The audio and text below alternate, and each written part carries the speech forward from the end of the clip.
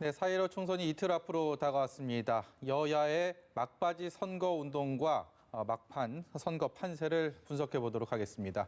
김성환 시사평론가, 이경수 전 새누리당 부대변인 모셨습니다. 안녕하세요. 안녕하십니까? 안녕하세요. 결전의 날이 이틀 앞으로 다가왔습니다. 먼저 여야의 오늘 오전에 있었던 필승 메시지를 듣고 오겠습니다. 역대 선거에서 보면은 수도권에서 이기는 정당이 결국 선거에서 승리합니다. 그러나 여기 용산도 그렇지만 아직 서울과 수도권에 아슬아슬한 박빙 지역이 매우 많습니다. 저희 분석으로는 수도권 121개 중에서 경합 지역이 약 70개에 가깝습니다. 한 50개 정도만 각 당으로 이제 어느 정도 안정권에 들어갔고, 나머지 70군데 정도는 아직도 박빙 지역으로 남아 있기 때문에 이 박빙 지역에서 우리가 얼마를 얻느냐에 따라서 선거 결과는 많이 달라지리라고 봅니다. 투표용지가 두 장이세요. 하나는 짤막한 투표용지고 제 8길이만한 투표용지가 하나 있습니다. 긴 투표용지는 두 번째 칸, 그 두 번째 칸에다가 꼭 찍으세요. 그리고 그 미래라는 말을 갖다가 꼭 확인하시고서 찍으시면은 우리가 미래한국당의 비례대표 의원도 많이 당선을 시켜서 우리 통합당의 당선된 의원님들과 함께 과반 이상의 의석을 확보하고 여러분들이 이제 걱정하고 불안해 하시는 것을 말끔히 저희들이 씻어줄 겁니다. 네, 이해찬 대표와 김종인 선대위원장 얘기를 차례로 듣고 오셨는데요. 먼저 이해찬 대표, 경합 지역이 수도권에서 70곳에 가깝다. 기존에 했던 얘기랑 며칠 사이에 조금 몸을 많이 낮췄다라는 느낌을 받게 됐습니다. 어떻게 보셨습니까? 기존에는 과반을 얻을 수 있다, 자신하는 것처럼 얘기를 했는데요. 저 볼 땐 굉장히 오만한 모습으로 비춰질 가능성이 있다, 이렇게 당 내부에 어떤 지적이 있었을 거라고 생각합니다. 집권 여당이기도 하고, 그리고 이제 코로나19 사태 대응에 있어서 국민적 평가도 그렇게 나쁘지 않은 상황이기 때문에 판세 자체는 여당한테 유리한 방향으로 간다, 이렇게 내부적 평가는 있을 수 있다 하더라도 그래도 국민들의 선거 앞두고 제일 불편해하는 어떤 모습이 오만해 보이는 거거든요. 예. 오만하면 왠지 심판해줘야 될 것 같잖아요. 예. 그러니까 국민의 어떤 주권의식이 발동될 가능성이 굉장히 높고요. 그렇게 하면은 결국은 그 이전에 정권 심판론이나 이런 부분에 대한 책임론을 제기하고 싶어 하는 그런 이제 욕구가 직관적으로 생겨나게 됩니다. 근데 그런 면에 있어서 그 이전에 과반을 얻을 수 있다, 이렇게 얘기하는 것은 좀 문제가 있다, 이런 지적 때문에라도 그래도 지금 박빙 지역이 상당히 많다, 이런 얘기를 좀 강조하고 있는 것처럼 보입니다. 예, 범여권과 반대의 정치 성향을 가진 입장에서 보면 그 범여권의 그런 자신감을 어떻게 받아들일까요? 일단 이제 선거를 끌고 가는 이제 전략을 이렇게 보면은 이제 크게 한 두 가지 정도로 이렇게 분류할 수 있습니다. 첫 번째가 이제 밴드웨건 효과라고 해가지고, 예를 들어가지고 우리가 막 이긴다 하면은 출발할 때는 그런 효과가 굉장히 많이 영향을 미칩니다. 예. 왜냐하면은 일단 운동원이라든지 아니면 후보자가 정말 이길 수 있다라는, 또 위에서도 이긴다는 분석들이 있다라는 걸 가지고 뛰어야만 적극적으로 뛸 수 있고, 또 운동하시는 도와주시는 분들도 잘 적극적으로 운동할 수 있거든요. 그런데 선거가 후반으로 가면은 이 밴드웨건 효과가 너무 지나치게 되면은 우리 김평론 관님께서 분석하신 주신 대로 오만함을 느끼게 돼요. 그럼 이게 역풍이 불 가능성이 있거든요. 그래서 선거 후반으로 가면 갈수록 언더독 효과를 또 이렇게 노리게 됩니다. 다시 말씀드려가지고 약자에게 편을 들어주는 그런 이제 효과들이 생길 수 있기 때문에, 그래서 이 두 부분이 적절하게 이제 배분이 되는데, 선거 초반에는 밴드웨건 효과, 선거 후반으로 가면 갈수록 언더독 효과, 이것을 노리는 것이 이제 선거 전략의 가장 기본적 형태가 됩니다. 네. 다만 지금 이제 두 당에서 얘기하는 데는 뭐냐면은 그 제3의 사람들이 쓸데없는 소리를 하는 것 같아요. 예를 들어가지고 유심 이사장처럼 180석은 당연하다. 예. 당연하다, 이거는 이렇게 얘기하는 것이, 물론 이제 유시민 이사장 하는 얘기가 예를 들어 여권의 공적의 목소리는 아니라는 건 이제 국민들은 아시지 않습니까? 네. 그럼에도 불구하고 괜히 저 사람 여당 편인데 여당 편에서 180석 얘기하면은 저거 맞는 거 아니야? 그거 오만하다라는 그런 이제 인상을 줄 가능성이 굉장히 높죠.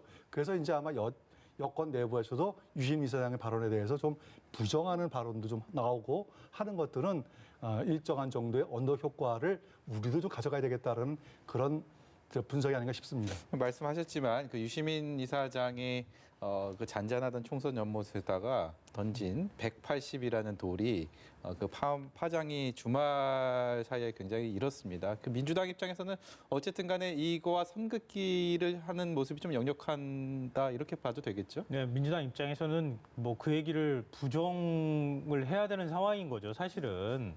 근데 뭐 저는 그런 생각은 들어요. 상상은 자유다. 네. 분석도 자유 아닙니까? 그러니까 본인이 생각할 때 이거 청구 판세에서 우리가 이번에 정말 이길 것 같다. 뭐 이길 것 같다고 하는 기대감을 담아서 180석까지 가능할 것 같습니다. 이번 선거에는 뭐 그렇게 얘기하는 거 그걸 가지고 당의 이제 공식적인 입장도 아닌데 단지 유명이라는 이유 때문에 그게 마치 민주당의 입장인 것처럼 비춰지는 것은 민주당 입장에서 굉장히 곤란함을 느낄 거라고 생각하고요. 예. 뭐 앞서 다 말씀하셨기 때문에 제가 굳이 뭐 덧붙일 이유는 없을 것 같습니다. 예. 근데 뭐 단 하나 그럴 거예요. 그러니까 선거가 가까우면 가까울수록요. 어떤 이슈가 부각돼서 뭐 공약이 부각되거나 아니면 특정한 이슈 때문에 유권자들이 움직이는 것보다는 오히려 분노감이 만들어졌을 때 유권자들이 움직일 확률이 더 높다는 거예요. 그러니까 유권자들이 화났을 때 심판하기 위해서 선거를 하는 거거든요. 보통의 경우에는.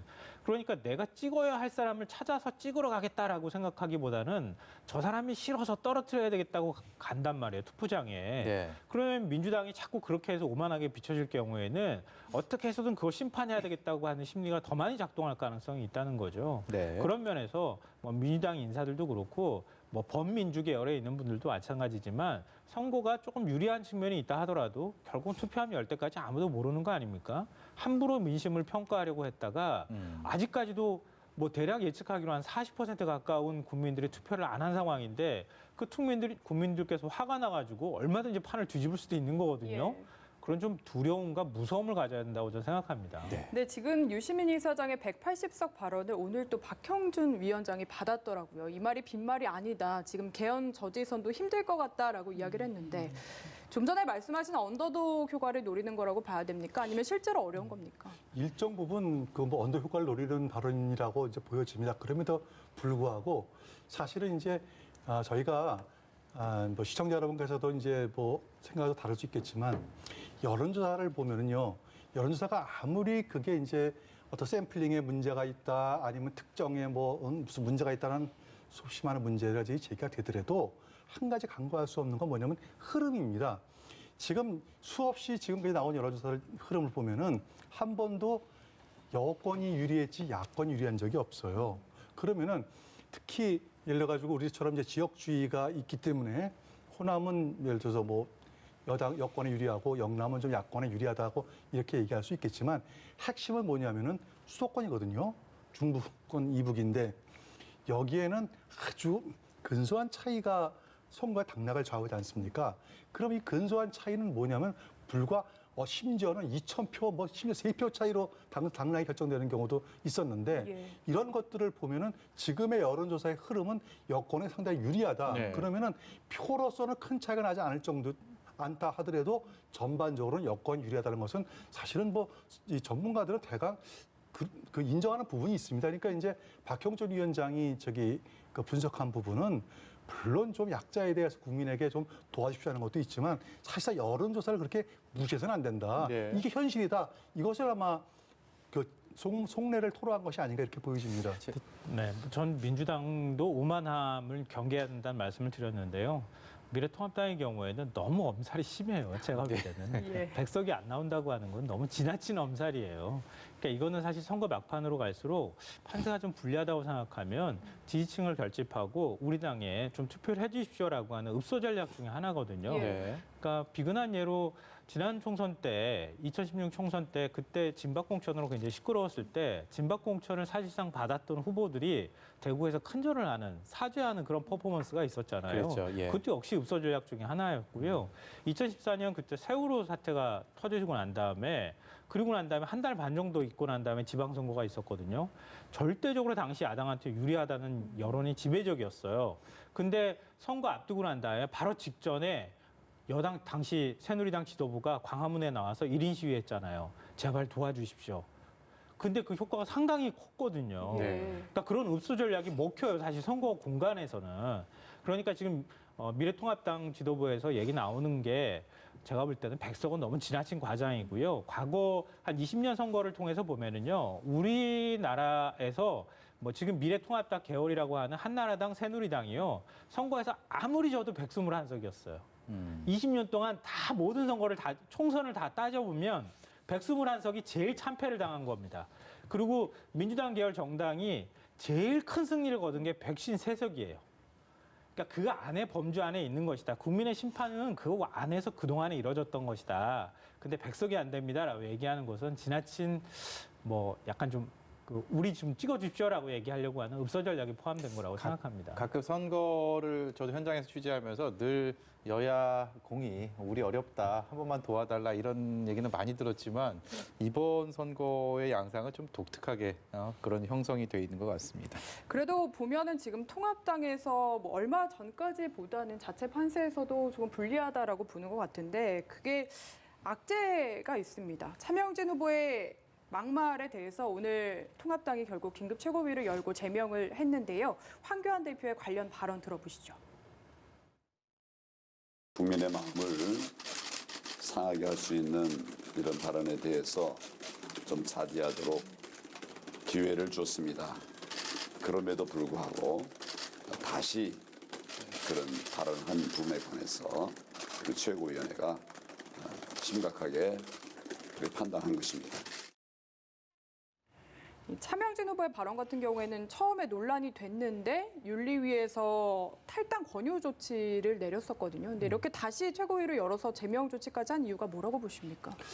일단 선거가 이제 막판으로 가게 될수록 가장 중요한 게 이 말실수입니다. 이 말실수 하나가 사실은 특히 부동층을 움직이는 거거든요. 우리 이제 김성현 변호사께서 말씀하셨듯이 이 분노하는 앵그리 보터들이 가장 쉽게 분노하는 게 뭐냐면 말실수예요. 예. 그런 차원에서 이제 보여지는데 이제 문제 이렇습니다. 제가 이제 그 차명진 후보의 어떤 이제 방송 토론을 제가 직접 본 건 아닙니다. 그래서 전해 들은 건데 이렇게 됐다 그래요. 방송 토론한 당일날 예를 들어서 이제 민주당의 이제 그 김상희 후보신가요? 이제 그분께서 뭐라고 말씀하셨냐면은 어떤 진보 학자가 말씀하시기를 세월을 보는 시각은 인간과 짐승 딱 둘로 구분된다 이렇게 말씀하셨다는 거예요. 여기 어떻게 생각하냐, 그러니까 이렇게 질문했는데 세상에 어떤 사안을 판단하는 것은 인간만이 판단하지 짐승이 판단하지 않거든요. 그러니까 세월호를 좀 안타깝게 생각하지 않는 사람들은 다 짐승이다. 그런 차원에서 예를 들어 차명진 후보나 혹은 그 차명진 후보가 포함되어 있는 미래통합당은 짐승적인 시각 아니냐라고 이렇게 이제 오해 소지가 있는 어떻게 보면 이거야말로 이제 막말이 될 수가 있는 거죠. 어떻게 짐승이라는 표현할 수 있습니까? 이 표현이 나오니까 차명진 후보가 이제 거기에 발칵해 가지고 짐승이라니요. 오히려 저는 이러이러한 사실 알고 있습니다 하면서 과거 이제 뭐 세월호 텐트 안에서 어떤 부적절한 행위가 있었다라는 걸 갖다가 이제 표현한 거거든요. 근데 사실은 저는 이런 생각합니다. 어떤 사안이든 간에 토론에서 꼭 해야 될 말이 있고 하지 않아야 될 말은 구분해야 돼요. 차명진 후보가 말씀하신 건 이건 굉장히 잘못된 거예요. 그렇다고 해가지고 상대방이 설사 그런 말을 한다 하더라도 본인이 그걸 맞받아치면서 예를 들어가지고 직접적인 것도 아니고 그것도 뭐 공식적으로 기사가 된 것도 아닌데 그런 걸 갖다가 공적인 자리에서 말씀하신 거는 좀 잘못된 거죠. 근데 이제 윤리위원회에서 받아들이기 어떻게 받아들였냐면은 그 사안을 조사하다 보니까 이거는 차명진 후보가 짐승 발언에 좀 화가 나서 좀 방어하다 보니까 이런 얘기가 나왔구나 해가지고 조금 여유를 둔 것뿐이죠. 근데 그랬으면 본인이 자숙을 해야 되거든요.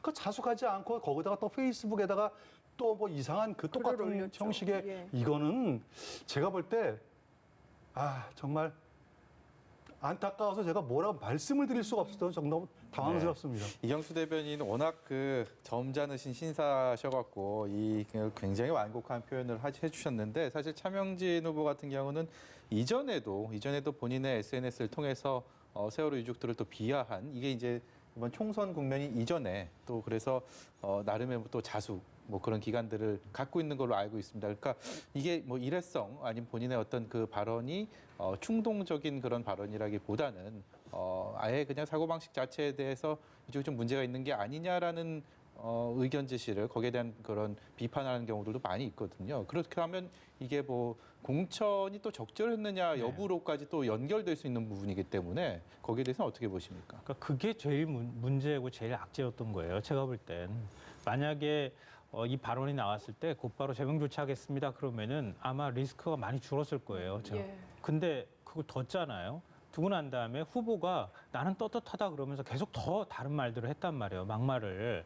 그러고 난 다음에 뒤늦게 불가피하게 불을 끌어간 것처럼 보이는 것이니까 이게 지금 만약에 제명 조치를 한다 하더라도 이게 과연 선거에 영향을 미칠 만큼 화가 난 민심을 달래줄 만큼의 조치가 될 수 있을 것이냐.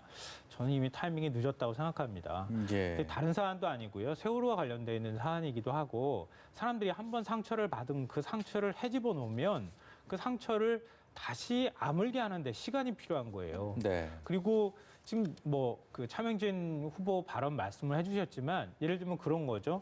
사람이냐 짐승이냐 이 구분이 두 가지만 구분이 된다고 말하면 그러면 그건 차명진 후보한테 대해서 말한 거예요. 당신은 왜 그런 태도를 보였습니까? 라고 말을 하는 건데 차명진 후보는 세월호 유가족을 폄훼했어요.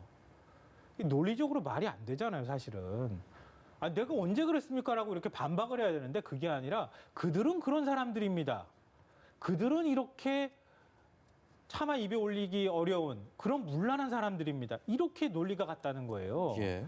그러니까 납득을 못 하는 거예요. 네. 국민들이 다 지켜보고 있는 상황이란 말이에요. 그러니까 이 문제를 쉽게 넘기기가 어려운 거고요. 그러니까 저는 윤리위원회에서 징계 조치를 단호하게 취하는 모습을 보이지 못한 것이 네. 근본적으로 미래통합당 안에 가지고 있는 문제라고 생각해요. 그래서 지금 얘기 나오지 않습니까? 당장 언론에서도 얘기 나온 게 세월호 참사 나오고 난 다음에 세금 도둑이라고 얘기했지. 그때 진짜 유가족, 가짜 유가족 구분했지. 그때 많은 사람들한테 상처 줬던 말들이 전부 다 다시 끄집어내서 나오잖아요. 그리고 세월호 유가족이 징하게 해먹는다는 얘기까지 나오고 나니까 수습이 안 되는 거예요.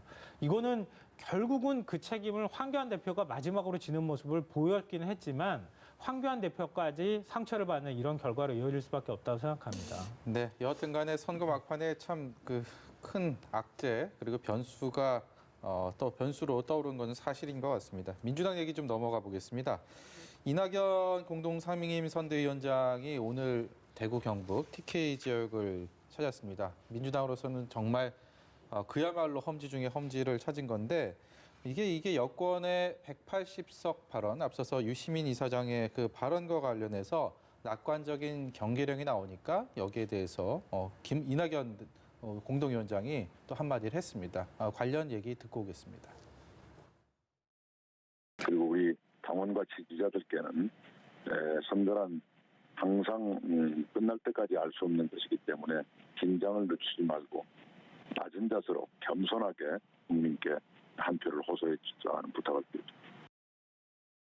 네, 끝날 때까지 끝난 게 아니다. 이게 스포츠 경기 야구할 때 뭐 이런 용어 많이 쓰는데 선거판에도 지금 그 얘기가 등장을 했습니다. 그만큼 야당의 역풍 우려했다 이렇게 보면 되겠죠? 그럼요. 왜냐하면은 항상 이제 국민들은 특히 전 세계 국민 중에서 아마 대한민국 국민처럼 이렇게 약자 편을 드는 국민들은 좀 독특한 정서가 있어요. 그러니까 네. 한국인들만 한이랄까 이런 정서가 있기 때문에 항상 약자 편을 많이 들거든요. 그래서 오만한 정당은 항상 선거에서 좋은 결과를 못 받습니다. 지난 바로 16년도 그 20대 총선 때에도 그 김무성 대표가 뭐 180석 얘기했다가 완전히 예. 한석 차이지만 뭐 완패 아니겠습니까? 완패할 정도로 우리 국민들 오만한 거기서든 심판하는 경향이 있기 때문에 여권에서는 아마 내부적으로 이렇게 분석들은 아마 여당이 분석은 좀 빠를 거예요. 정확할 거고. 그 수많은 이제 분석을 해가는 가운데서 자신감은 있지만 그럼에도 불구하고 끝까지 긴장을 늦출 때에는 정말 한 방에 훅 간다. 그런 구호가 무색할 정도로 그런 변수가 있기 때문에 최대한도로 몸조심하는 것 같습니다. 예. 그리고 또 엄밀히 말해서 같은 당은 아니지만 지난 총선 때는 그야말로 녹색 바람을 일으켰었던 국민의당 같은 경우엔 이번에는 지역구 말고 비례 후보만 냈거든요. 네. 저번과 같은 뭔가 승리를 기대하기는 좀 힘들 것이다라는 전망들이 많은 것 같습니다. 근데 이거는 그냥 몸으로 국민들께서 다 느끼고 예. 계실 것 같아요. 관심이 별로 없어요, 사실은. 언론이 주목하는 모습도 마찬가지고요. 그러니까 이번에는 뭐 지난번에 국민의당 녹색바람이 다시 불기는 좀 어려울 것 같고요. 지난번에 녹색바람이라고 흔히 우리가 얘기할 때 크게 두 가지였는데요. 하나는 호남에서 23석을 가져가는, 사실 그땐 깜짝 놀랐죠. 그 정도까지 국민의당이 선전할 거라고 생각을 못 했거든요. 그러니까 일종의 이제 반문 정서가 그 당시에 살아남아 있었기 때문에 가능했던 일이었는데 그게 일단은 지금은 전혀 느껴지지 않는다는 거고요. 호남 정서가 전혀 움직일 생각이 없고 이미 검증이 끝났다고 보는 것 같아요. 제가 볼 때는. 그리고 국민의당에 대한 정당 지지가 그만큼 또 나아져야 되는데 예. 지난번에는 국민의당이 정당 지지율 2등을 했잖아요. 예. 네. 깜짝 지지율이 나와서 모든 많은 사람들이 놀랐는데 이번에는 그럴 가능성이 별로 없어 보이잖아요. 그러니까 사실은 안철수 대표도 거기까지는 기대를 못 할 거예요. 제가 보건데. 그러니까 지금 이렇게 열심히 이제 마라톤 하면서 달리기 하면서 오는 모습들은 결국 지금을 기약하기보다는 좀 먼 미래를 기약하는 방식에 있어서 정치 캠페인을 해야겠다고 하는 생각들이나 전략들이 깔려 있는 것 같고요. 일단 지금 상황에서는 뭔가 정당에서 다시 뭔가 싹을 틔우기가 쉽지 않으니 원래 지역구로 출마하는 의원들은 사실 미래통합당 쪽으로 다 보낸 거 아닙니까? 네. 미래통합당 쪽으로 가서 지금 후보가 된 후보들이 꽤 있거든요. 그 후보들도 일단 돌아오고 안철수 대표도 일단은 유의미한 정도의 득표를 올리고 난 다음에 살아남아서 다음번 대선을 기약하는 정도의 긴 어떤 텀을 바라보는 그런 캠페인을 하고 있는 것이라고 생각합니다. 네. 이경수 그래서 이제 네. 대한민국 이 정치의 가장 중요한 특징 중에 하나가 뭐냐면은 정당이 이 성공하느냐 실패하느냐는 어떻게 보면 제가 볼 때는 유력한 대통령 주자가 있느냐 없느냐에 따라서 굉장히 많이 달라지는 것 같아요. 예. 지난번에 이제 그 국민의당 돌풍은 사실은 대선 전이었기 때문에 안철수라고 하는 그 대권 주자를 호남에서 받아들인 거거든요. 그 당시에 예, 예. 오히려 문재인 후보는 저분은 우리 호남의 적지가 아니다. 오히려 호남의 적자는 안철수다라는 그런 것들이 이제 호남 주민들께서 선택을 해주셨기 때문에 사실은 정말 엄청난 녹색 돌풍을 일으킬 수 있었던 그 근본원이 안철수가 대권주자였기 때문에 유력한 대권주자였기 때문에 이제 성공할 수 있었던 건데 이번 지난번 대선을 지나고 지금까지 오면서 사실은 안철수 후보에 대한 국민들의 기대가 상당 부분 무너졌어요. 네. 특히 그 대선 토론회 과정에서 안철수 후보가 보여줬던 약간 좀 뭐랄까 어눌하고 미숙하고 하는 그런 부분들이 호남 유권자들 말이죠. 김대중 전 대통령을 보고 보신 분들이거든요. 네. 그분의 그 달변에다가 정확한 논리 이런 것들을 늘 보고 왔기 때문에 눈높이가 이만큼 올라갔는데 막상 안철수 후보의 TV 토론을 보고 실망하신 거죠. 이제 그런 것들이 이제 지금의 국민의당의 현주소를 얘기하는 것 같고 그럼에도 불구하고 사실은 지난번에 이제 대구에서 코로나 사태에 안철수 후보가 이제 의사이니까 대구 자원봉사했지 않습니까? 예. 그 자원봉사 하는 걸 보고 이제 국민들이 그래도 안철수네라는 기대감이 있었지만 사실은 이번에 몇 번 어저께인가요? 말씀하셨대요. 예를 들어가지고 과거에 박원순 시장하고 단일화할 때 어떻게 했고, 양보한 것, 문재인 후보하고 이제 단일화할 때 어떻게 했고 그런 얘기는 오히려 안 하시는 게 훨씬 더 도움이 되지 않을까 저는 이렇게 생각하고 있습니다. 예, 저희가 더 나누고 싶은 주제들이 많이 있어갖고요. 일단은 시간 관계상 민생당과 정의당 그리고 무소속에 대해서는 김성환 평론가께 그 짤막한 전망 정도 여쭤보겠습니다. 민생당은 지금 원내교수단체가 목표라고 이렇게 얘기는 하고 있지만 그 정도까지는 안 나올 거라는 게 기존의 여론조사 결과로 다 보여지는 것 같고요. 결국 생존을 선택할 것이냐 아니냐의 갈림길에 서게 될 수밖에 없을 것이다. 선거 끄고 난 다음에 그렇게 생각이 되고요. 그리고 정의당이 사실은 지금 정당 득표율이 얼마가 나올 것이냐 그게 제일 큰 관심사가 아니겠습니까? 근데 저는 개인적으로 한 10% 정도 나올 수 있을 거라고 생각하거든요. 왜냐하면 물론 정의당의 그동안의 전략적인 선택들을 몇 번을 이제 제가 볼 때도 좀 실수한 부분들이 있어 보여요. 네. 근데 마지막에 결국은 정의당스러운 비례대표를 공천하지 못했던 것도 한 실망의 요인이 됐던 측면도 있다고 보는데요. 네. 그러니까 선거 막판으로 가면 갈수록 더불어 시민당하고 열린민주당하고의 어떤 갈등이라든가 볼썽사나운 모습들이 비춰지기도 하고 그리고 위성정당을 통해서 민주당하고 민주당하고 미래통합당하고의 어떤 갈등이나 이런 모습들을 보면서 민주당 내 지지층 일부가 저는 정의당으로 옮겨갈 가능성이 있다고 봅니다. 그래서 정의당이 뭐 확실하게 준연동형 비례대표제를 도입해서 나타날 수 있는 효과까지 다 누리지는 못하더라도 기본적으로 당의 존재감을 유지할 수 있을 정도의 득표는 가능하다고 생각합니다. 네. 개인적으로는. 이번에는 사전 투표율 얘기를 좀 해보고 싶습니다. 지난주에 이틀 동안 치러졌는데 제도 도입 이후 전국 단위 선거 중에 최고치라고 합니다. 이걸 두고 지금 양당에서는 다 본인들이 유리하게 해석을 하고 있는데 전 네. 부대변인께서 어떻게 보십니까? 일단 이제 역대 최고의 사전 투표율을 보였던 거는요. 코로나 사태에 대한 어떤 그 변수가 좀 작용했다 보여집니다. 다시 말씀드려서 코로나 사태로 인해서 사회적 거리두기 이제 이 운동이 벌어지기 때문에 예. 아무래도 투표장에 당일날 투표하기에는 촘촘히 붙어 있고 혹시라도 뭐 무증상 감염 같은 것들을 우려하기 때문에 미리 시간 날 때 가서 꼭 투표를 해야 되겠다라는 이제 그런 의식이 발동을 한 것 같고, 두 번째는 이제 그거와 더불어서 적극적인 의사층, 다시 말씀해가지고 본인의 지지가 확고하게 결정되어 있던 분들이 선거 투표 당일날 혹시라도 내가 투표를 무슨 일 때문에 못하면 어떡하냐는 그런 우려 때문에, 그래서 이제 사전 투표를 적극적으로 이용한 측면이 있었기 때문에 역대 최고의 투표율로 올라갈 수 있지 않나 이렇게 보여지고 있습니다.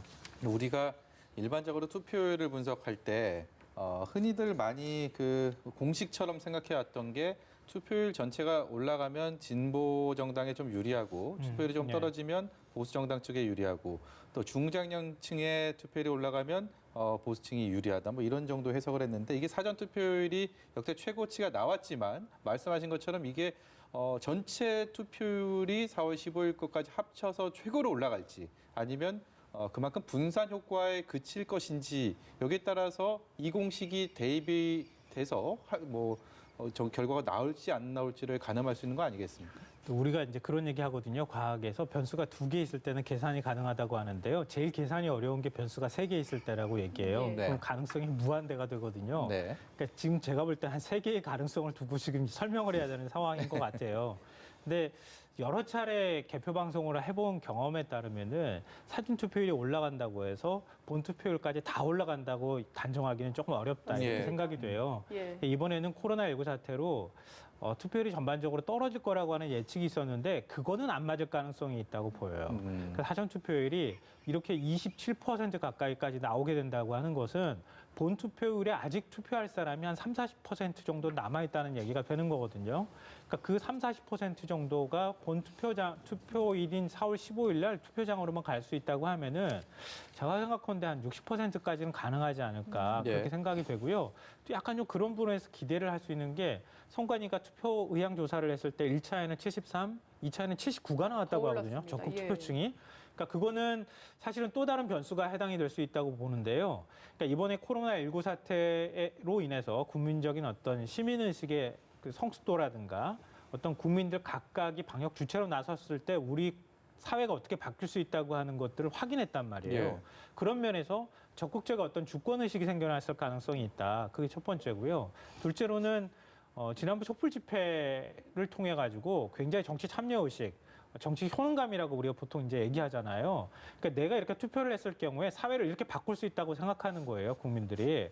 그러니까 그런 두 가지가 만약에 맞아떨어졌다고 가정을 해보면 그러면 60%에서 더 플러스를 해야 될 가능성도 있다고 봅니다. 예. 그래서 섣부르게 말씀드리긴 뭐하지만 그 정도 투표율이 나온다는 얘기는 제가 볼 땐 20대 이하하고 30, 40대 투표율이 70%대까지 올라간다는 전제가 있는 거거든요. 예. 젊은 층이요. 예, 젊은 층 투표율도 그만큼 많이 따라 올라가 준다고 하는 게 되기 때문에 이거는 뭐 단정하기는 어렵지만 과거의 경험으로 비춰봤을 때 민주당이 어느 정도 긍정적인 시그널로 해석할 수 있는 여지는 있다고 생각합니다. 예. 네, 전체적인 의미는 그렇고 지역별로도 특히 사전 투표율이 높았던 곳 몇 곳을 짚어보고 싶은데, 서울 종로구 같은 경우에는 저희가 워낙 이 대권 주자 1, 2위의 대결로 관심을 모았는데 사전 투표율이 34.56%면 전국 최고 수준입니다. 지금 저희 화면에서 보이는 그 사전 투표율이 높은 지역들이 이른바 관심 지역이랑 어느 정도 일치를 예. 합니다. 그만큼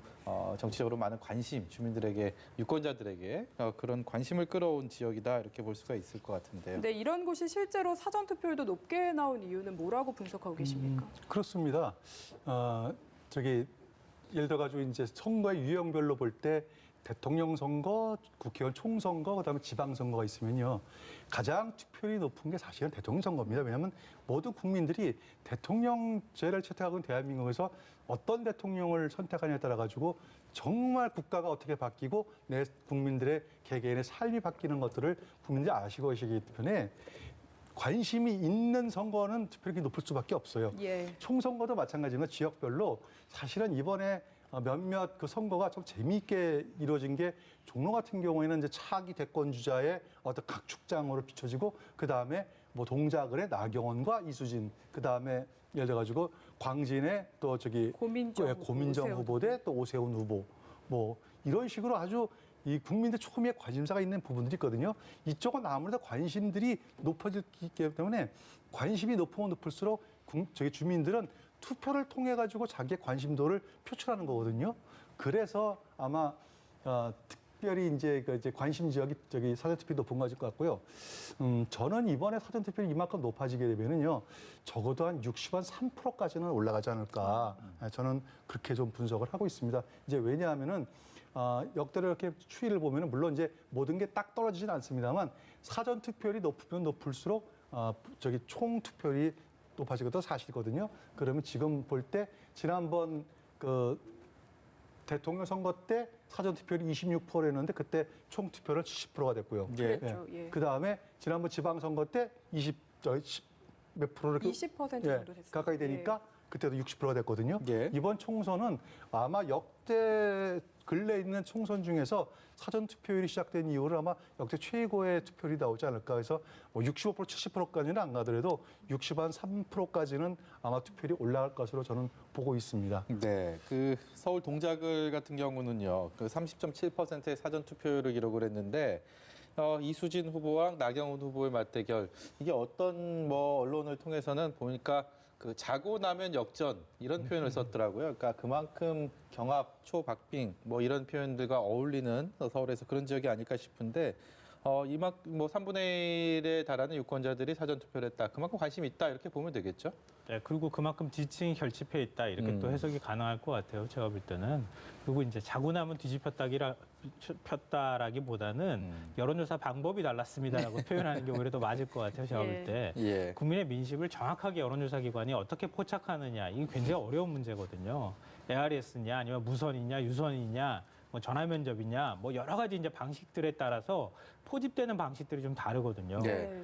그러니까 전화 면접을 직접 하는 경우에는 보수층이 포집이 잘 안 되는 경향도 있기도 하고요.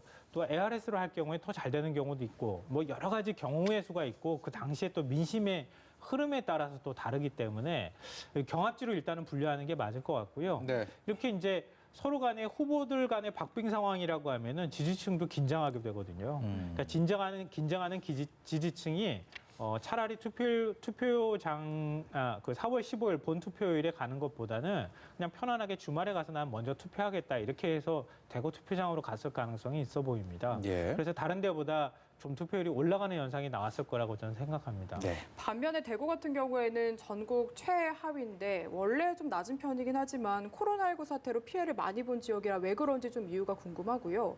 그리고 대구가 낮은 와중에 수성, 갑, 을은 또 높거든요. 이 이유가 뭐라고 보십니까? 전반적으로 이번 대구는 코로나19 사태에서 가장 어떻게 보면 이제 피해를 많이 받고 아마 대구의 경제 자체가 완전히 기반이 무너졌어요. 사실은 제가 이제 대구의 그 지인한테 저기 통화를 해보니까 대구는 지금 완전히 거의 뭐 공황 상태다 할 정도로 경제가 상태가 나빠진 것 같아요. 그러니까 당장 먹고 사는 게 문제가 되는 것이지 지금 뭐 총선에 투표를 한다 안 한다 이것보다는 당장 우리 대구가 이 코로나 끝나면 어떻게 먹고 살 것인가 하는 그 부분에 더 많은 관심이 있다고 그래요. 그래서 경제에 관해서 가장 커다란 관심을 갖고 있는 게 지금 현재 대구라고 그래서 대구에 지금 민심이 이렇습니다. 정말 아닌 게 아니라 역대 어느 정부가 우리 대구 뭐 신경 써준다 했지만 실제 대구가 덕본 게 뭐 있냐 이런 얘기도 많이 하시는 거지. 그러면서 또 현 정부에 대해서도 상당히 불만도 높아지고 그러니까 이런 복잡한 신경들이 아마 투표율이 상당히 떨어지는 건 맞는 것 같고요. 다만 말씀하신 앵커께서 말씀 주신 그 수성 같은 경우에는 지금 이제 그래도 그나마 그 여권에서 가장 유력한 저기 분인 그 김부겸 후보자 김부겸 후보가 그다음에 예. 거기에 또 주호영 후보가 더 바로 옆 지역에서 예. 자리까지 옮겨가면서 지역까지 옮겨가면서 이제 경합하는 부분이기 때문에 주민들의 이제 관심이 다른 데는 대부분이 뭐 정해졌다고 봐더라도 여기는 어떻게 될지 모른다라는 이제 그런 관심 때문에 투표율이 상당히 높은 게 아닌가 이렇게 보여집니다. 네, 이번 총선의 주요 격전지 뭐 이곳저곳 많이 꼽긴 하는데 여야 공이 PK가 과연 어떻게 될지 부산, 경남, 울산 지역에 대한 관심이 과연 지난 총선 4년 전에 그 바람을 이어갈지 아니면 그 판세가 뒤집힐지 큰 관심을 모으는데 부산에서도 특히 남구 을 같은 경우가 이번 사전 투표에서는 가장 높게 나왔습니다. 이곳은 민주당의 박재우 의원이 현역으로 있고요. 이현주 의원이 통합당으로 옮겨서 공천을 받은 두 사람의 현역 의원의 맞대결 지역인데 여기 또한 관심을 많이 받고 있다 이렇게 보면 되겠습니까? 네, 거기도 역시 뭐 그렇다고 생각할 수 있고요. 저는 PK 지역 같은 경우에는 그렇게 전체적으로 투표율이 낮지는 않았어요. 과거에 투표했던 것들을 보면은. 그러니까 전체적으로 투표율이 떨어질 것 같아 보이진 않거든요. 그래서 본투표 당일날 투표하시는 분들이 아마 많지 않을까 생각하고요. 앞서 이제 대구 말씀하셨던 것처럼 대구는 투표율이 좀 전반적으로 이전 선거에도 마찬가지지만 평균보다 좀 낮게 나오거든요. 이거는 저는 거꾸로 생각할 때 원래 이제 영남 지역 같은 경우에는 샤이 진보가 있다는 얘기들도 하잖아요. 그러니까 결과가 다 보이는 상황에서 내가 굳이 투표를 할 이유가 있을까? 이렇게 해서 투표 포기층이 나올 가능성이 있기 때문에 아마 그래서 투표율이 좀 떨어지는 현상이 나오지 않을까. 그렇게 생각이 되고 또 이 영남 지역 같은 경우 특히 이제 TK 지역 같은 경우에는 지역 내 경쟁이 별로 안 치열해요. 네. 그러니까 예를 들면 미래통합당 후보가 단연 앞서 나가는 모습들을 보인단 말이에요. 그러니까 지역 내 경쟁이 치열하지 않다 보니까 선거전이 뜨거워지질 잘 않는 측면이 있다는 거죠. 그래서 수성갑 같은 경우나 수성을 같은 경우에는 그나마 관심 지역이기 때문에 이런 곳에는 조금 더 높게 나오는 경향이 좀 있다고 보입니다. 네. 오늘 말씀 여기까지 듣겠습니다. 지금까지 김성환 시사평론가, 이경수 전 새누리당 부대변인이었습니다. 고맙습니다. 잘 들었습니다.